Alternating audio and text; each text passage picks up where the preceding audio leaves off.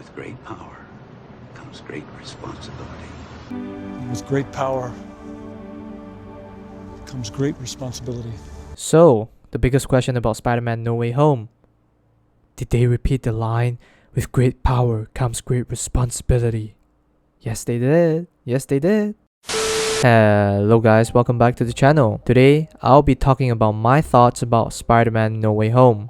Before we start the video, I just want to say that this video may contain slight spoilers beyond what had already been shown in the trailers. So if you want to go into the movie completely blind, please click away. Or continue watching, it's up to you really. Anyway, after stepping off the theater, my initial thought about the movie was, holy shit, that was good! This is personally the best Marvel film of the year for me and is my top 3 superhero movies of all time. Despite the fact that the existence of this movie is hugely for the fan service, but it is done with the right amount that it does progress the story of Tom Holland's Spider-Man in a way that the 2 previous movies did not even come close to. Without going into too much detail about the story, I do believe that No Way Home is the best among the trilogy, and what makes it good is not necessarily the compelling villains, but rather the emotional impact that it has for the audience. For a long time, watching Tom Holland's Spider-Man has always given me the feeling of comfort, a sense that he is always going to be fine no matter the danger that he faces. The reason may be, unlike previous iterations of Spider-Man, this version of Peter Parker is surrounded by demigods and almighty Avengers. In other words, there are no real consequences to the overall story of Spider-Man, as I feel like there is a lack of focus on Spider-Man. No Way Home, however, as the title suggests, is really a testament to what Spider-Man is all about, showing the audience that being Spider-Man is beyond swinging around buildings and beating purple alien in space, showing the struggle underneath the mask which forces Peter to carry 2 identities and huge responsibilities.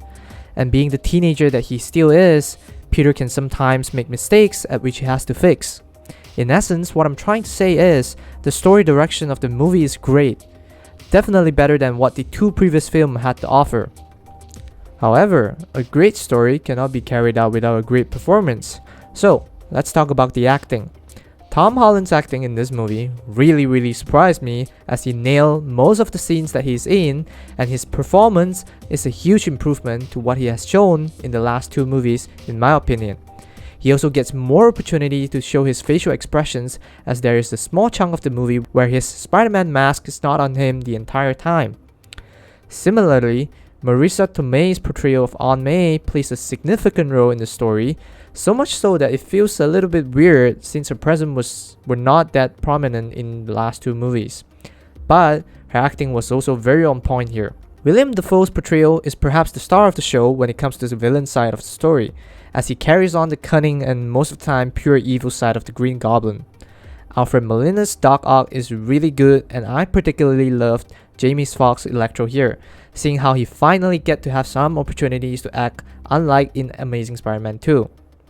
Other characters like Lizard and Sandman are not as noteworthy to talk about, as they are just there for the numbers and most of the times not being flashed out really well. Again, I want to point out that the good about this movie does not necessarily come from great villain like Vulture in the first movie. I'm not saying that this movie lacks that, but a stronger emphasis had been put on the progress of Spider-Man and Peter Parker as an individual. This is what I really liked about the movie, showing the real struggle, the real human side of Peter Parker. Unlike Thor or billionaire like Tony, who shouldered the responsibility of Cosmos, Peter is essentially just a normal human being. His responsibility towards his family and his friends is what he cares the most, but sadly can sometimes collide with what Spider-Man's responsibility is. Some people may go into the theater purely for the action sequences, so how's that? I think the choreography of this movie is amazing, particularly the fight between Spider-Man and Doc Ock.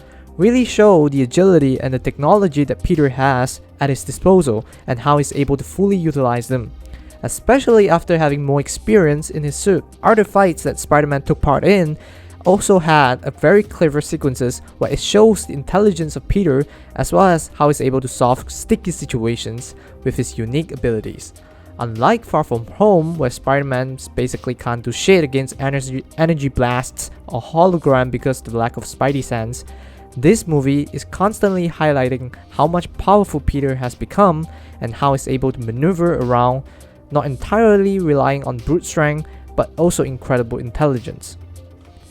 The CGI is also great for most of the battles, but it can sometimes be a little bit meh when the action scenes are too hectic. But overall, it's an improvement to the last two movies. Lastly, does this movie fall into the Marvel formula or Marvel trope? In some area, yes, you can still tell that it is very much a Marvel film, but as I previously mentioned, I think it took many huge steps into showing the inner feelings as well as the emotional sides of the character in a way that it is so well done and rarely seen in other Marvel films. But these emotional scenes are also quickly followed by a joke, as I'm pretty sure Marvel does not want the movie to be too dark for children or younger audience. In general, I like the steps that No Way Home has taken and hope that it continues to explore the more humane side of superhero rather than focusing on the superhero side of things. So, how do I rate No Way Home?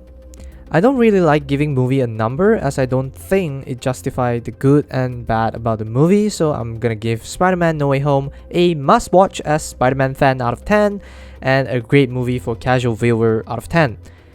So thank you so much for watching and don't forget to like the video if you liked it, subscribe, and see you next time.